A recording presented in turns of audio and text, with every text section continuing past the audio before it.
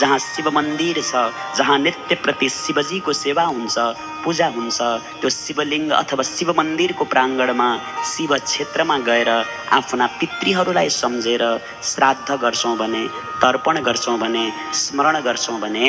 ती पितृहरूले पनि शिवलोकलाई प्राप्त गर्दछन्, अत्यन्तै प्रसन्न हुन्छन्। अरे हामीसँग पितृहरू शिव क्षेत्रको वरिपरि यदि त्यहाँ धारा छन्, कुनै कुवा छ, कुनै नदी छ भने त्यहाँको जल उठाएर पितृहरूलाई तर्पण दियौँ भने पितृहरू अझै प्रसन्न हुने गर्नुहुन्छ। हरिहर भगवानको